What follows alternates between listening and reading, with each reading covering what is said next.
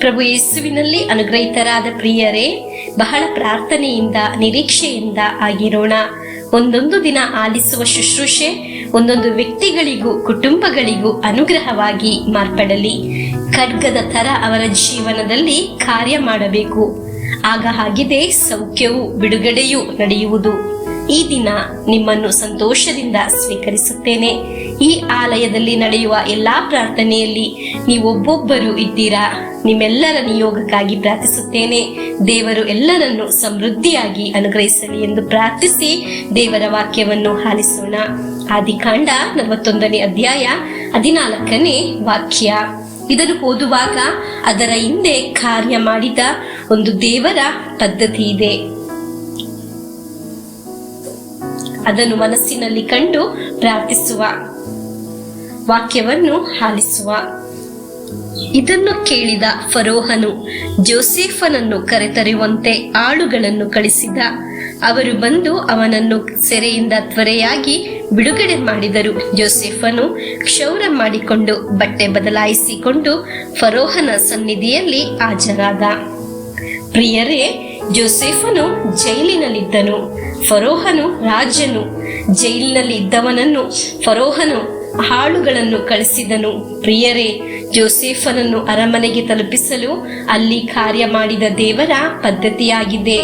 ಅವನನ್ನು ಕರೆದು ತಂದಿದ್ದು ದೇವರ ಪದ್ಧತಿಯಾಗಿದೆ. ನಾವು ವಾಕ್ಯದಲ್ಲಿ ನೋಡುವುದು, ನೀವು ಅನುಗ್ರಹಿಸಲ್ಪಡಲು, ಬಿಡುಗಡೆ ಹೊಂದಲು, ದೇವರ ಪ್ರೀತಿ ಅನುಭವಿಸಲು, ನಿಮ್ಮ ಜೀವನದಲ್ಲಿ ಅದ್ಭುತಗಳು ನಡೆಯಲು ದೇವರು ಕಳಿಸಿದ ಶುಶ್ರೂಷೆಯಾಗಿದೆ ಈ ನಿಯೋಗ ಪ್ರಾರ್ಥನೆ. ಹಲ್ಲೆಲೂಯಾ. ಅಂಧಕಾರದ ಮಧ್ಯದಲ್ಲಿ ಇದ್ದ ಜೋಸೆಫನು ಅಲ್ಲಿಂದ ವೇಗದಲ್ಲಿ ಹೊರಗೆ ಬಂದನು.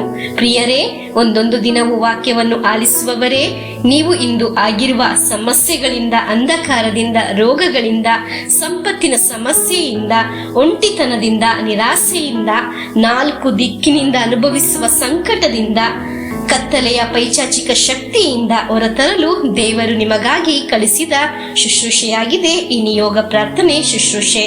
ಜೋಸೆಫನನ್ನು ತಲುಪಲು ಸಾಧ್ಯವಾಗದ ಸ್ಥಳವಾದ ಫರೋಹನ ಅರಮನೆಗೆ ತಲುಪಿಸಿದ್ದು ದೇವರ ಪದ್ಧತಿಯಾಗಿದೆ. ಪ್ರಿಯರೇ, ನಿಮಗೆ ತಲುಪಲು ಸಾಧ್ಯವಾಗದ ಸ್ಥಳದಲ್ಲಿ ದೇವರು ನಿನ್ನನ್ನು ಕೈ ಹಿಡಿದು ನಡೆಸುತ್ತಾರೆ.